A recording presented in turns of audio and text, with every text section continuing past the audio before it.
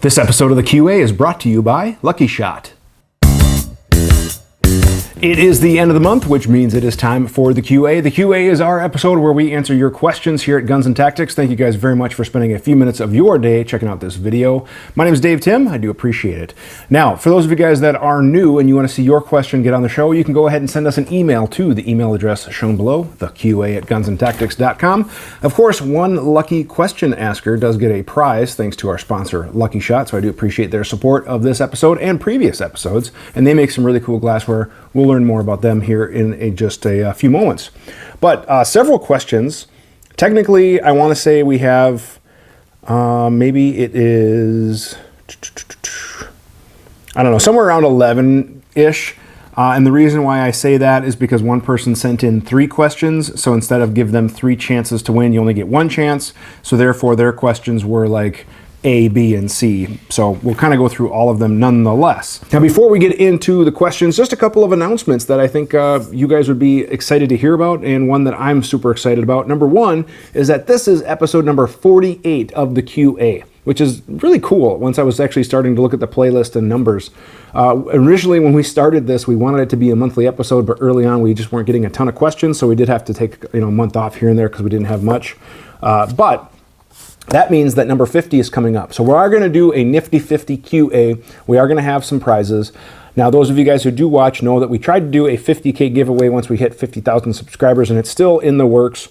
We're well above 50,000 now. Unfortunately, with COVID and demand, a lot of the people that said they would support with prizes, they got busy and stuff, so I haven't forgot about it. We are still going to do a 50K giveaway.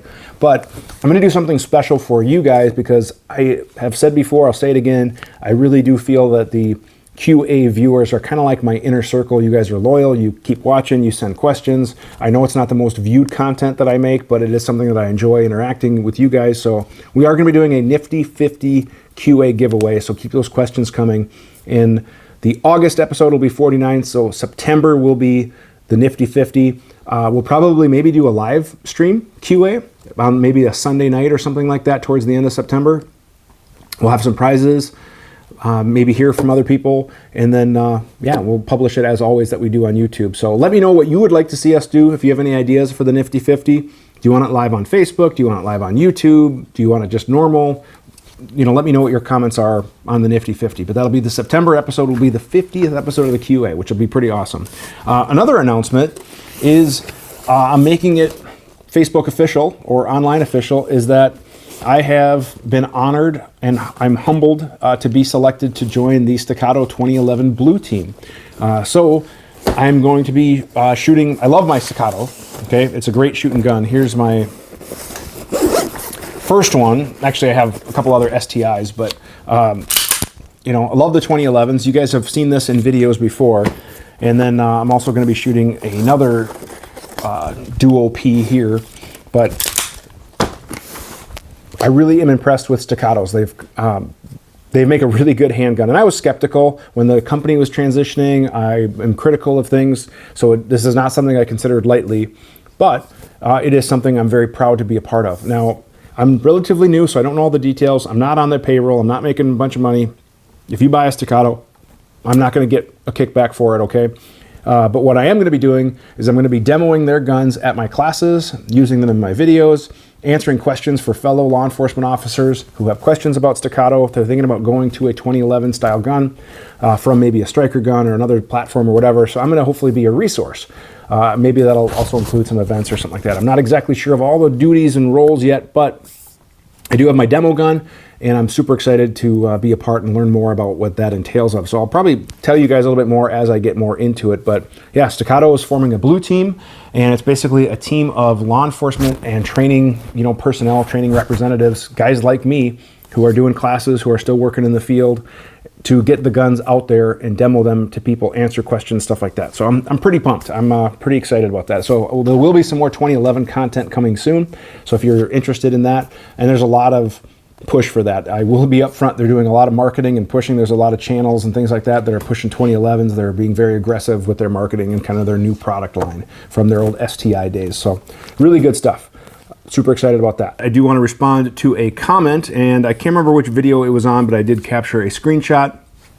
And it basically says, how much do you eat into your barrel after you pin the gas block. And I do have a pinned gas block here, so if I take the gas block off, I'll give you guys a detail shot. But basically, on a lot of gas blocks, there isn't necessarily a indexing reference point. Now, some of them there are, and if there is, then I will just simply drill into that reference point. Otherwise, what I do is I will actually take an edge finder, measure the edge of the barrel, and then go back over that. So I'm basically splitting the diameter of the drill bit. So I believe I want to say it's a number 31 drill bit. I don't know the exact diameter of that, but I basically take half of that diameter and then move over. So I'm in essence cutting a half moon circle or a cut into the barrel, as you can see again on the close-up. So the pin will then wedge into the barrel and into the gas block because I use a taper pin, and that helps lock the gas block in place. So that's what it looks like underneath. You can see the dimple that I drill, or a lot of barrels already come dimpled to secure the set screw, and then I simply drill hole for the taper pin, ream for the taper pin. A taper pin is just literally a tapered pin, so it's kind of cone shaped, and then as you drive it in, it wedges. It has a basically a friction lock, if you will, and that's what it looks like. So great question. This was from Cal Holly on YouTube, so hopefully that helps answer that, and you can go from there. All right, let's get right to it. A lot of questions. I don't want this episode to be super long. For those of you guys that tune in like a podcast, listen to it on the road, I do appreciate it. So hopefully safe travels to you. And I hope that you guys are doing well and enjoying a good summer. Actually, speaking of which, I usually like to start with a dad joke. And because it is June, so a happy Father's Day, or happy belated Father's Day to all the dads out there. And the ironic thing is all the dads on the Guns and Tactics crew, myself, Rex, Eric behind the scenes, John, behind the scenes in the admin office, and all the other people that are still kind of involved. There's a lot of dads out there, so happy Father's Day to all of them. Now, one question I always get is, Dave, how do you keep track of all your dad jokes and all those bad jokes that you say? Well, I store them in my database. All right, that's my bad dad joke for Father's Day month. Now we can move forward with the official questions. Number one. This was a comment. Dave, I enjoy your instructional videos on the AR. I'm curious your thoughts on the 350 Legend in an AR of a 12.3 inch barrel, using it for hog hunting at relatively close ranges. I don't have any experience with the 350 Legend. Like I've said in other videos, that was actually asking about the 8.6. I think I had my dyslexia kick in and I said 6.8 in my last video, but I meant the 8.6 in that one. The reality is I'm kind of trying to streamline my calibers right now. I don't necessarily want to go buy a bunch of new ones. If I was looking at something in that short for hog hunting, I'd probably still look at 308. I've heard a lot of good things about the guys who are hog hunting with short 308s. I don't have a ton of experience hog hunting, never been hog hunting, so I can't really comment on it, and I don't have any experience with the 350 Legend. Now, you can certainly look at ballistic data. You can see what its, energy is going to give you. But the other thing is you also have to weigh availability and price. Now, if you reload, that might not be an issue. It might be easier for you to, save your brass and reload things. But generally speaking, something more mainstream like 308 is relatively available. If you're out in the middle of, nowhere hog hunting, you can generally go to the local sporting goods store, even several gas stations, and you could probably find 308. The chances of you finding 350 Legend are going to be slim to none, but I could be wrong. But that's something I would just look at in that regard. So something to consider there is maybe keeping it a little more mainstream. Plus, ARs in 308 are relatively figured out now. They're still not an industry mil-spec standard, but I have an AR in 308 from Midwest that runs absolutely amazing. I've got one coming from JP. There are other companies, LaRue, LMT. There's a lot of companies making really solid 308s. So definitely something to consider. This next one is from Jesus. This is, what rifle light do you recommend on a do-all rifle? In-for Streamlight, Surefire, Cloud, Mod Light. And the reality is right now my favorite lights are from Arisaka because they use I should know the name of the LED that they use, but Malkoff. It's a Malkoff devices drop-in. Phenomenal, awesome devices from Arisaka. I do have some Surefires. We'll table that for a moment. I don't have a Mod Light yet. I do have some that I'm going to be getting in. I'm going to be ordering a couple here because I saw a demo a little bit ago and I was really impressed. And I do also have a Cloud Rain as well, which is very nice. So if I had to pick my top 3 in no particular order, Mod Light, Arisaka, Cloud, and the reason is Candela. It's not just about the lumens, because the Surefire dual fuel is supposed to have like 1500 lumens, but they don't do enough with those lumens as far as throw, in my opinion, to make it the best light anymore.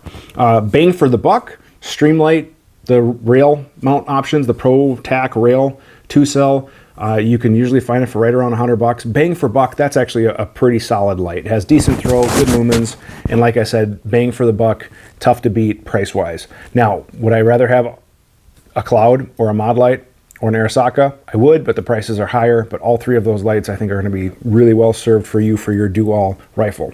This next one is from Richard. I recently saw your bolt action video. You can see that right up there, the Build Your Own Precision Rifle, which is an awesome project, by the way. I do have more precision rifle stuff coming soon.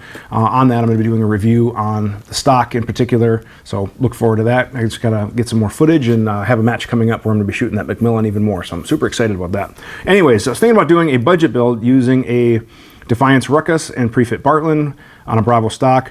Could you put it together without custom inletting? Yeah, you should be able to. If it's a 700 clone footprint, you should be just fine. And I believe the Defiance action is. The only thing you might have to just do, and that's sometimes what happens with build these precision rifles, is you might have to fit the mag catch a little bit to make sure that the mag ride at the appropriate height so it feeds. But I think you would be just fine. I think you'll be just fine with the Bravo stock and all those components. I think you'll have a great rifle. So send me some pics. I'd love to see it when it's all done, see how it shoots. So great question. It should be good. This next one is, oh my gosh. Okay, a couple of issues we'll get into with, this is from Steven.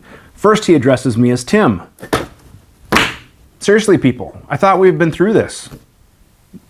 I don't know. Maybe, maybe not. I don't know. Looking at getting a new LPVO with the goal being as light as possible. Main concern beyond weight is 1X performance. Absolutely agree. Heard a lot of good things, often from me, about the TR24 with the triangle. Is this still the way to go? Something else worth considering. But then his last comment, get this. Warjitos is the superior pineapple soda. Fanta can get wrecked.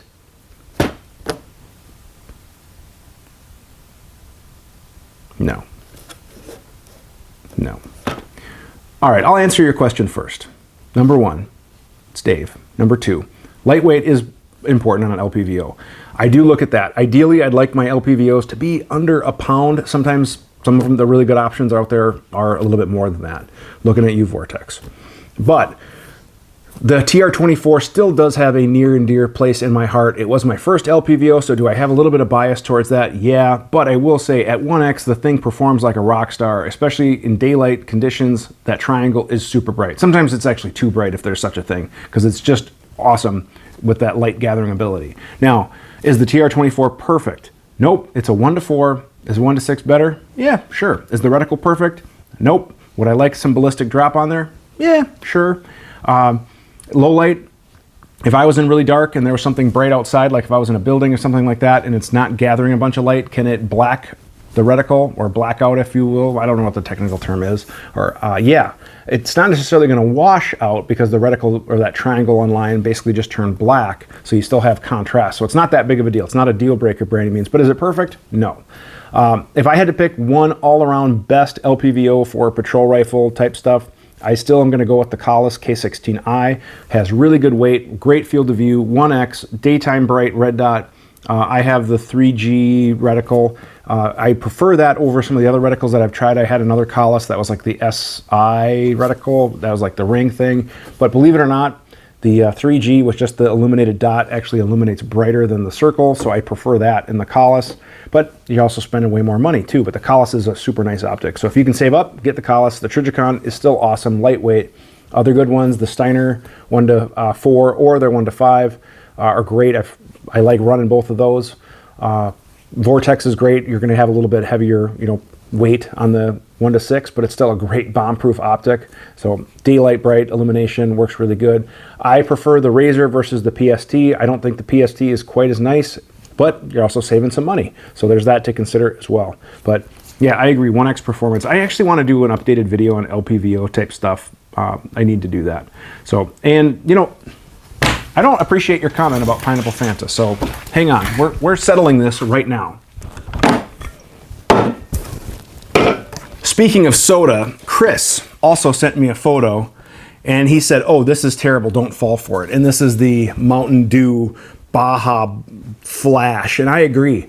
This is not good at all. Like, I've tried it, I thought it would be good. It even has like coconut in it, so I thought it'd be good with some Malibu on a hot summer day. No, it has kind of a weird artificial taste. Do not care for it. So Chris, I agree. I was fooled too. I was hoping that maybe Pepsi was going to try to compete. Not having it. All right, Warjitos natural flavor soda.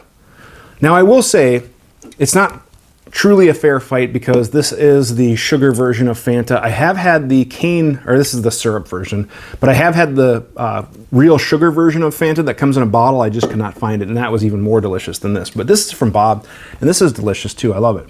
But we're gonna settle this, so shoot. I don't buy it, but we'll see. Gotta love these flip-flops. They're even my colors, and they have a bottle opener. How awesome is that? All right, we have Fanta, we have Warjitos. I think that's how you pronounce it.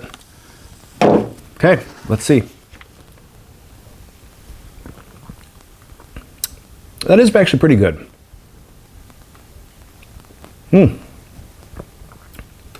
All right, not bad. That's actually pretty good.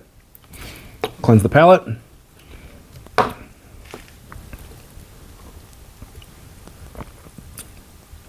Man, nope.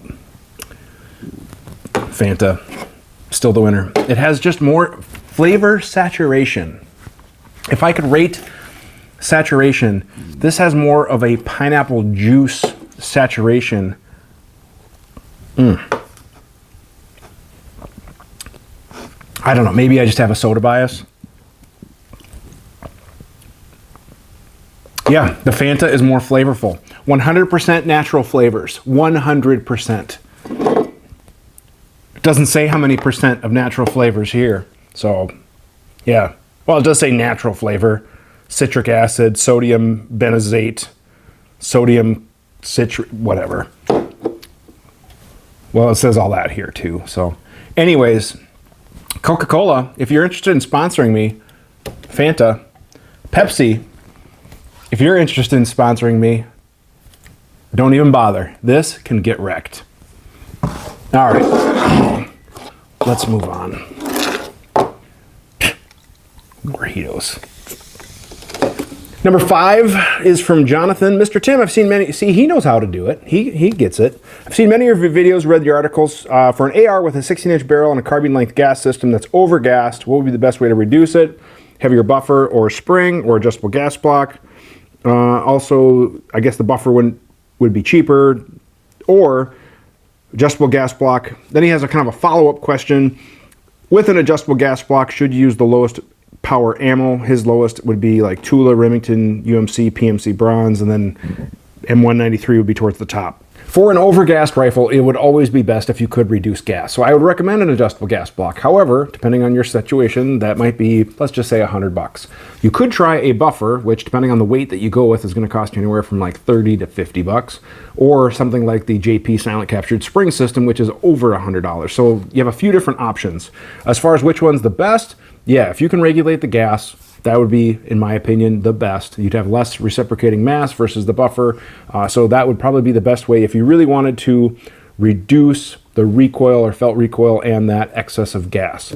Now, the other thing to look at, if you do go that adjustable gas block route, is generally I would adjust it for my cheapest range ammo, which for me is like brass equivalent to probably something close to your UMC or PMC Bronze type ammo as far as energy. If it can run on that, then when I do run XM193 or duty grade ammo, match ammo, whatever, I know that it's going to run because it runs on the cheap stuff. It's going to run on the more expensive stuff. Now, if you do want to keep costs down, you could look at that buffer. You could look at a spring, but those are some options there. So I don't have necessarily like one solution, yes, do this, because it's going to kind of depend on your budget. But if you can get an adjustable gas block installed, that's probably what I would go with, and then adjust it for your most reasonably cost ammo. Here's the other thing with Tula. don't judge your rifle, and if it doesn't run Tula, I've had several very, very reliable rifles that did not like Tula ammo.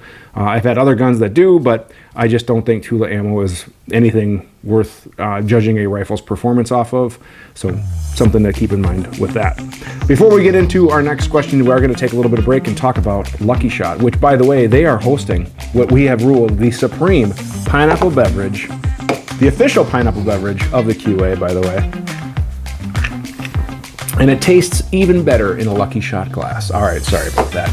But I sincerely do want to thank Lucky Shot for sponsoring this episode of the QA. They are providing the prize. Check them out online. They have really unique glassware and gifts for the firearms enthusiast in your life, or maybe even a gift for yourself. If you have a belated Father's Day gift, graduation, or just because, birthday, whatever, check out Lucky Shot and go to their webpage and use the coupon code, show it on the screen to save yourself a little bit of cash on your order as well. They're nice enough to support the show by giving away the prize, so we are nice enough to support them. We do appreciate it. Check out their webpage, go online, use the coupon code, save a little bit on your order something from LuckyShotUSA.com. And we thank them for their support of the QA. Let's get back into it. Again, all right, number 6. This is from Art. Appreciate the answers, super informative. I appreciate that, man, really do. Here's my question. There's a lot of push for Appendix inside the waist as the latest and greatest. I'm not sure if that's really the end-all be-all. Love to see your thoughts on alternatives, maybe even a demo, varied body types. Yeah, that's a great question. I will say Appendix does have a lot of advantages. If you look at it from even kind of a fighting perspective of having things kind of in your core, so you could block, you could easily draw, you can present, you can retain. There is a lot of undisputed advantages for Appendix carry. Now, for some body types, it's not going to be as comfortable. Now, it's starting to get more options out there for bigger guys in particular, and there are a lot of bigger guys figuring it out. Scott Jedlinski, super awesome, amazing instructor in Modern Samurai Project. He just announced a holster that he helped have design input on, and he's kind of a bigger guy, and he conceals like a boss. He carries Appendix. So I'm probably going to try one of his holsters to check out, and then I can kind of report back. I've tried Appendix in the past, and I just did not find that it was the most comfortable. So therefore, I've gone back to kind of my 3-4 o'clock inside the waistband. Now, is one better than the other? Like I said, are there advantages to Appendix as far as speed, retention, presentation? Absolutely, no doubt, no doubt.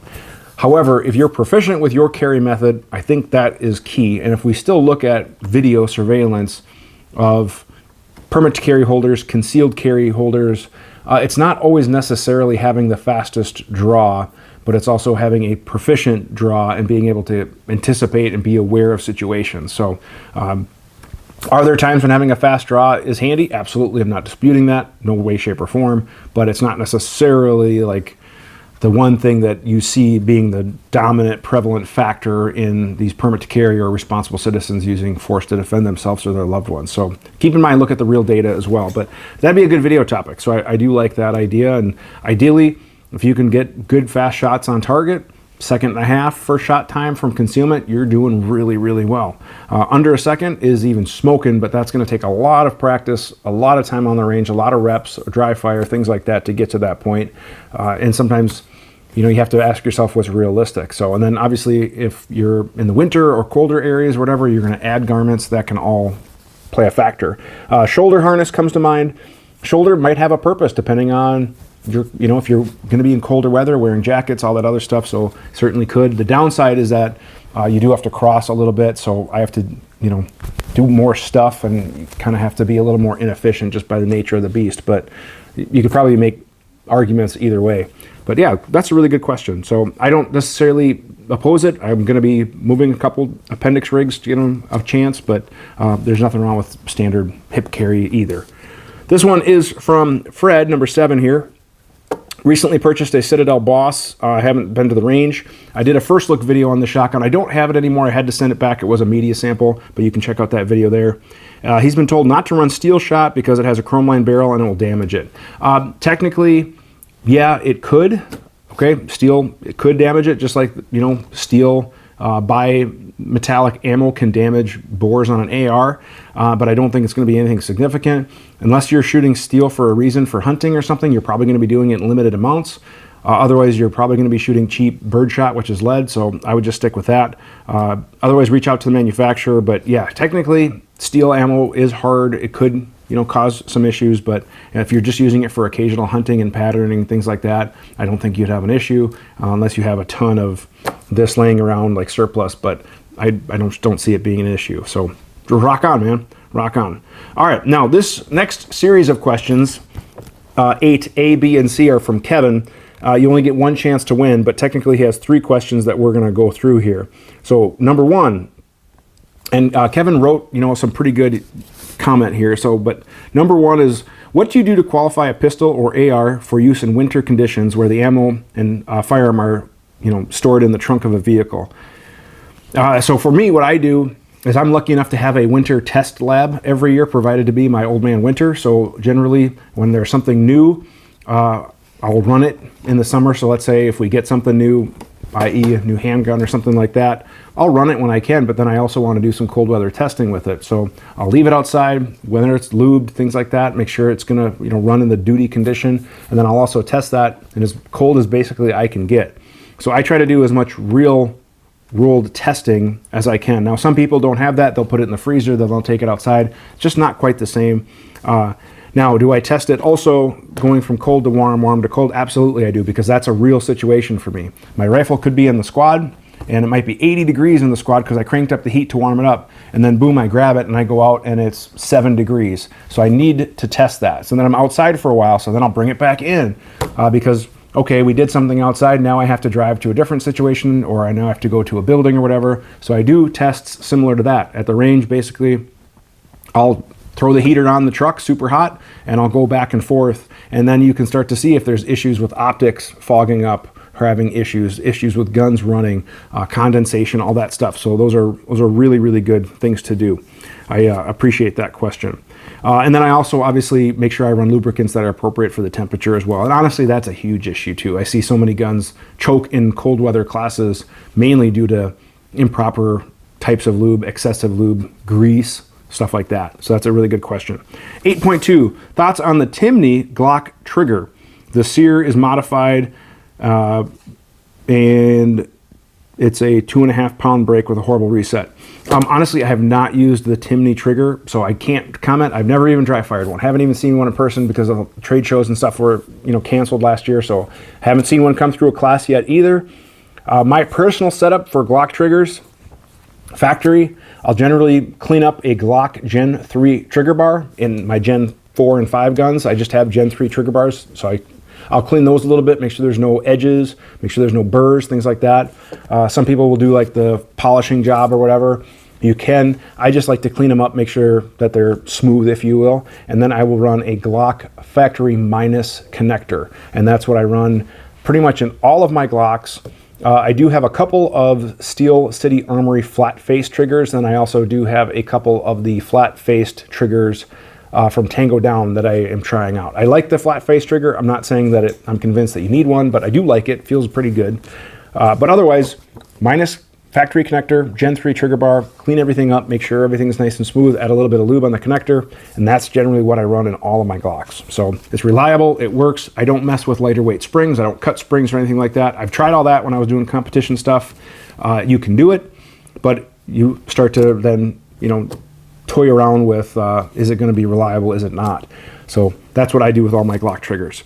Number C, what can be done to help people select the proper handguns? Not just in the gun store, that include triggers and falling in the trap. This is especially true for smaller statured and female police officers. Absolutely. In his comment, poor guns fail them, poor instructors fail them. Absolutely they do. So what can be done?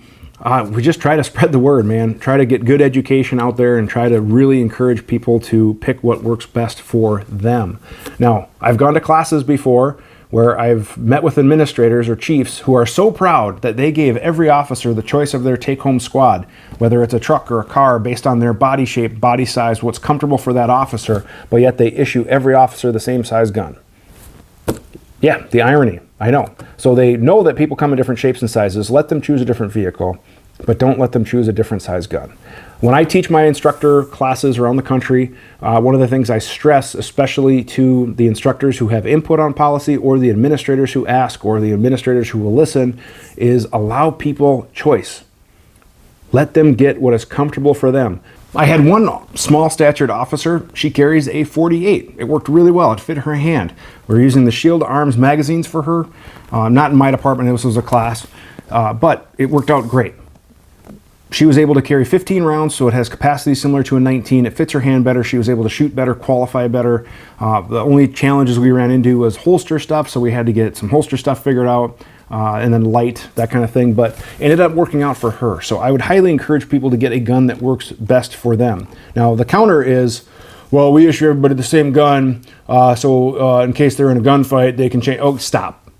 Show me one, just one officer-involved video, officer-involved shooting video, just one, where someone says, hey, Bob, I need a mag. Here you go. Now, I'm not saying it's never happened, okay? But in today's society where cops are carrying 50 plus rounds, I just have yet to find a video where it happens. So if you guys are aware of one, please drop a link in the comment section below. I really want to check it out and add it to my training library. So I just don't think that that's a very realistic situation. Is it possible? Yeah, anything is possible, but is it probable? Now, what is more probable? An officer needing to use their gun to defend themselves or a citizen or something like that, and they should be effective and efficient with it, right? That's way more probable. So don't, come on, admins out there. Do what's right for your people. Let them choose. Number 9, he's looking to buy a replica Delisle Carbine. I think that's how you pronounce it. Yeah. With an integral silencer. UK law means that it has to have a 12.5-inch barrel rather than the original 7.5. Want to keep it as quiet as possible. I haven't seen one of these or heard of one of these for a long time. I believe it was like a pistol caliber, if I'm not mistaken. Let's see here. Yeah, 45, okay. Now I thought there was another alternative one, but I'm assuming you're going to get it in the 45. So number 1, I think primarily, even more than the type of powder, you're going to have more luck playing with the weight of bullet and the amount of powder, i.e. velocity. So try to obviously keep things subsonic. Now, technically, if you want to get down to it, once you have that bullet weight figured out, you have the amount of powder, a faster burning powder will do better for you suppressed. You want as much of that powder to burn up as quick as possible before the bullet leaves the barrel, right? So if you have slow burning powder or excessive burning powder, that, yeah, could be a little louder. Are you going to be able to notice that at your ear or those around you? I don't know. I don't reload. I don't have the time to reload, but I've talked to many people who do, and I know some people get really, really into it. So if you can use a fast burning powder, that would be better for you to get the absolute best performance. However, like I said, bullet weight, the amount of powder, really try to play with the velocity versus energy trade-off to get the best performance. So that's what I would look at. All right, this last one is a comment from Bob, which, Bob, good to hear from you, and thanks again. I wanted to let everyone know that because of you, talking about me and a few other channels, which please don't be afraid to shout out. I always love to hear about good channels, and I love to give shout outs to good channels. But I do appreciate you reaching out. I finally reached my goal with his modified M&P 15. He was in Tennessee for 2 weeks and finally made it out to a range, and he was able to shoot out to 600 yards, which is absolutely awesome. First shot was a little high. After that, every round was in the 9 or 10s. And he's going to be planning another trip soon to the 800 and 1,000 yards. If it was not for the channel and answering all the questions, I do not believe this would have happened easily as it did. Thank you, my friend, and please keep supplying the answers we all need. Well, hey, man, that really means a lot. That really is appreciated to get kind words like that. And you were the guy pulling the trigger. You were the guy behind the rifle. And 600 yards with a .223 is a great shot. I remember shooting at that distance several times, and once you get the elevation figured out, then the wind is going to be playing with you. So that is an amazing shot. Please send some pictures. We'll share if you'd like. I would love to give you guys some shout outs too. So if you guys are doing something fun, let me know. All right, it is time to give away our prize. Now I'm going to throw up the rules here real quick. Make sure you check those out. Pause them if you do want to read them. But basically it is just be kind. We are giving away one prize thanks to Lucky Shot, and it is going to be number 5 on the random number generator. That is going to be Jonathan, who had the question about the overgassed carbine. So Jonathan, we will get in touch to you to figure out how we can get you your prize from Lucky Shot. Again, guys, thank you very much. This is episode 48, so keep an eye out on our social media for what we're going to do for the Nifty 50 QA. If you're not following us on Facebook, I'll probably post updates on Facebook and Instagram for the Nifty 50, and I'll talk about it in next month's QA as well. But I would definitely appreciate your input on what you want to see for the Nifty 50. So thank you guys very much for watching. Please subscribe if you're new, if you like the content, share all that good, happy stuff. Comment down below, ask your questions, the QA at gunsandtactics.com. Look forward to seeing your question in a future episode. Thanks for watching and have a great day. We work really hard to make content that we hope you as a shooter would enjoy. Subscribe to our channel, check out our featured videos and playlists, and if you have a question firearms related, go ahead and send an email to the address shown on the screen to be entered into our monthly QA series.